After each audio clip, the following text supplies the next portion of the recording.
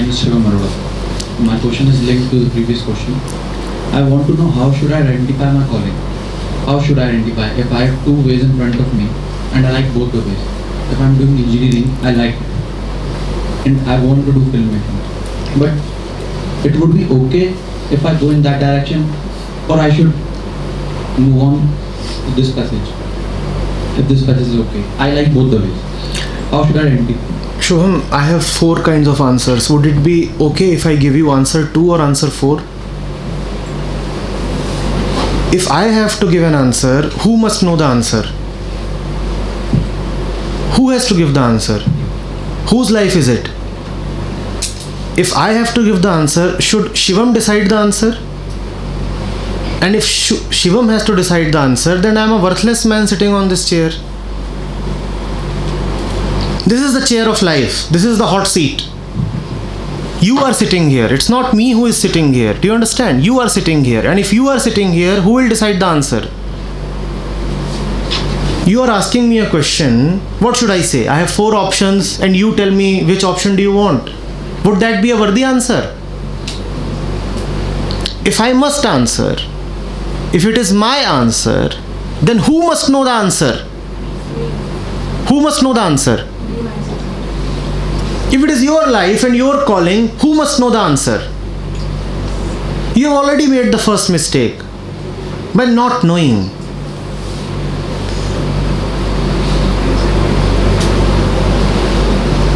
Would an organization like Advait exist if I were to go and ask people around me? There is nothing similar to it. There is no precedence. There is nothing I could copy or follow. Would it ever come into existence if I were to go and seek advice? It's a matter of the heart, son. Filmmaking. How can I advise you for or against it? You ask. Do you love it? Then the answer is there. What are you asking me? But if I put my life into chaos, it can be into chaos. So what do you want? Laddu in both hands? On one hand you are a grand Sanjay Leela Bhansali. On the other hand you also have security and orderliness. Chaos will be there, and let chaos be there. Somebody has said only out of chaos great stars are born. Do you know the history of the universe? How the Big Bang happened and then how everything... There was only chaos in the beginning, and let there be chaos. Without chaos, how can stars come into being? Let there be chaos. At most what will happen? That chaos will kill you, right? It will give you so much tension you will die. That's all right. If that is the highest price, it is no more a very high price. Or would you rather prefer, not doing what you must and sitting in some cubicle in some IT company,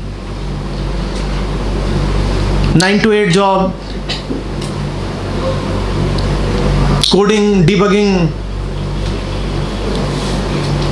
with the occasional solace of a trip to the US for 2 months offshore and posting your photos on Facebook? You see, for 2 months I have been sent to California, and you will cry. Every time you will see somebody with a camera in hand, you will cry. You might not weep, but your heart will cry. You want a life of that kind. See, when you want to really go into something, then you learn the art of making the impossible possible. There is no conflict between engineering and filmmaking.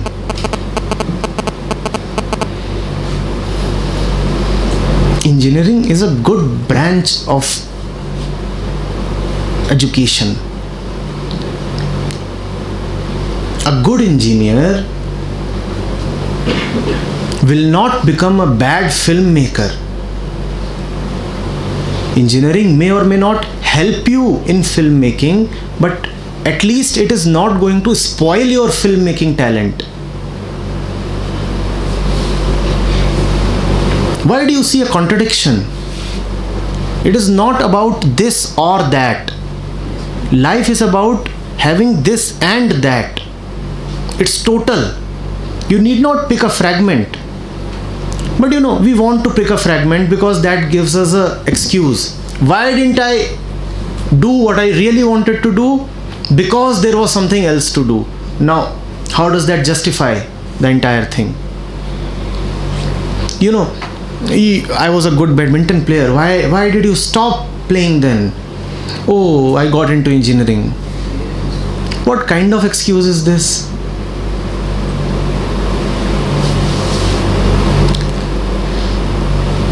I was a good actor. Why did you stop acting then? Oh, my parents started getting angry. What kind of relationship is it with your parents that you can't keep your parents happy and keep acting? Why must there be an or in between, that either parents will be happy or I would be acting? Why can't there be an and? Why can't both be managed? I'm saying life is about having everything. One need not choose. You have been given air and water and all the colors of the rainbow. How many colors do you see in this hall? Or is it about and? Or is it about or? This and that and that and that and that. And imagine if the entire room was unicolored. If actually the entire room is unicolored, you won't be able to see anything. Because one sees only through contrast.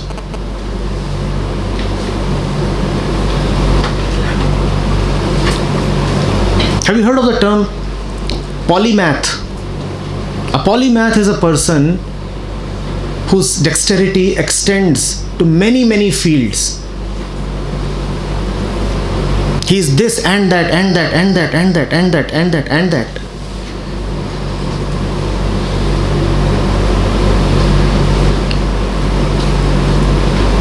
There was a time, just a few years back, when the chief ministers of many states of India were IITians. Now, do you say either I can be an IITian or I can be in politics, or can you be both? And there is Albert Einstein, who is a scientist and is also a good music player.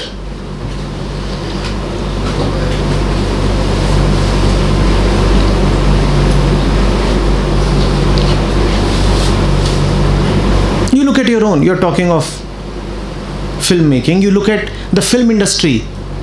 Do you know the backgrounds of the people who are doing well there? From what kinds of varied backgrounds do they come? Someone is the son of a politician, a chief minister. In fact, two of them are sons of chief ministers. Someone is holding a law degree. Someone has done an MBA from the UK.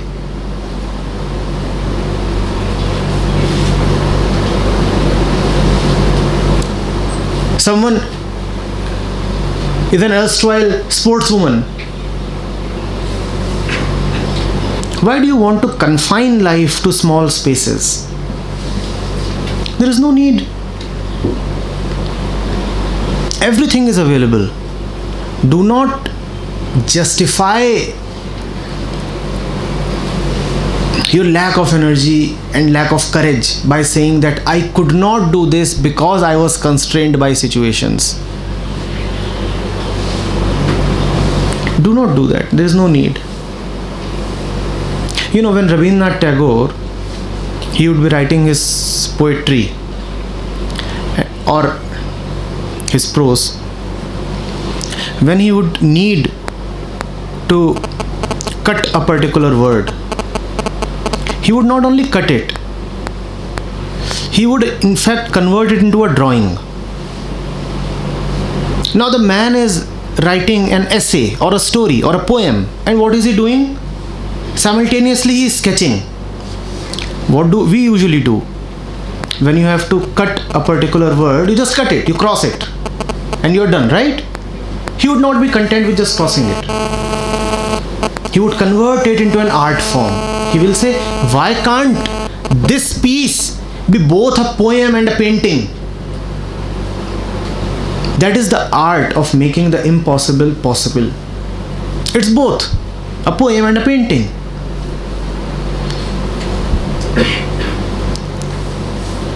Or at least a sketch.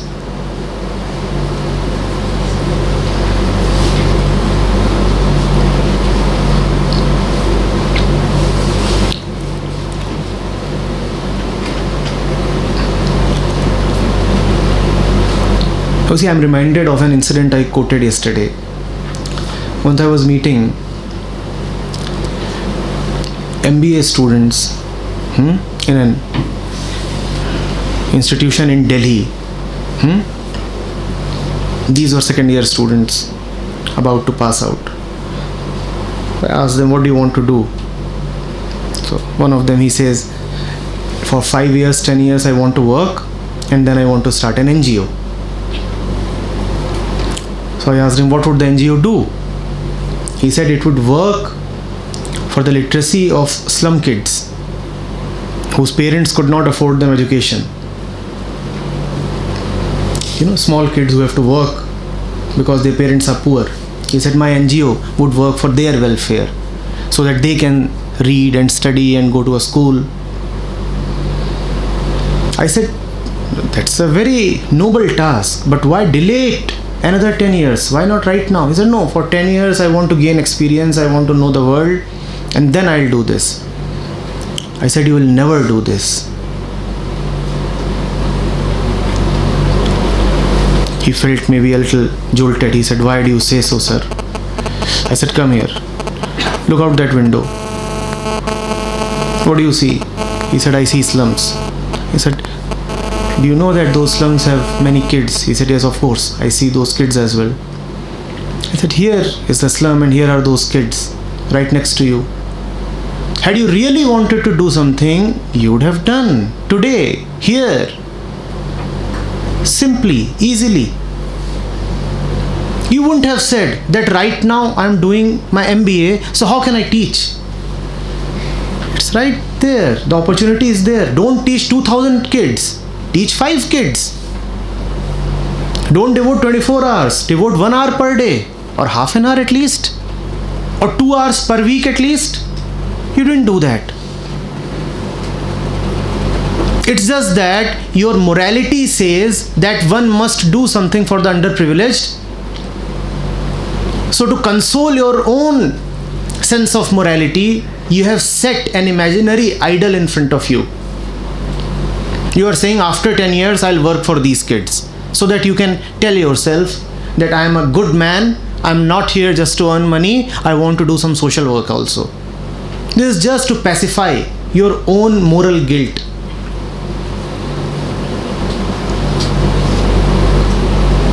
Those who want to do, they go ahead and do. They don't talk of ors. They don't talk of choosing. They say this and this. I need not choose. I can study and I can teach. I was doing my MBA. And I was feeling restless about the whole environment. Very first year, I, just casually once went to the Gandhi ashram. The main complex, the ground, the building, the museum, that didn't quite attract me. In one of the corners, I saw a few kids playing. I was attracted towards that corner, went there. And I figured out there is some NGO which is running an informal school for them. And I started visiting that place very frequently, and that was along with my MBA studies. And when I would go to them, I would not only teach, I wanted to also give them something. Sometimes something to eat, sometimes something to wear.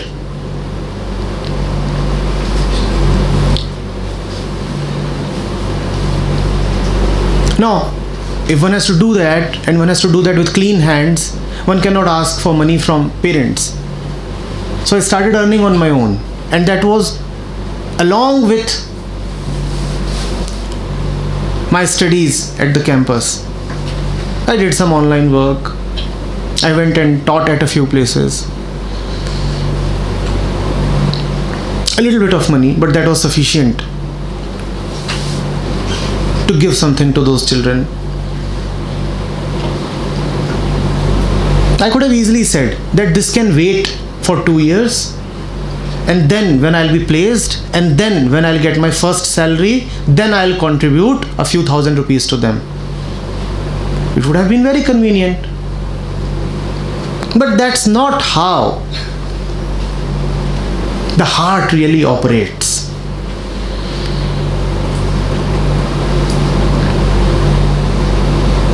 If you really love, if you ever known love, then you know that you don't want to wait. What do you say? That this is something I love, but this must happen after 50 years. Is that so? Yes? 5 years? 5 years? 5 months? 5 hours? When do you want it? Right now. Because life is right now.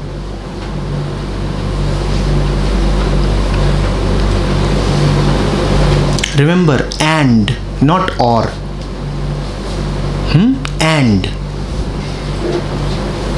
And this and that. And if you'll call your energy and summon your intelligence, you will find ways how to make this and that both parallelly possible. You will find ways. It is possible. Yes? All right.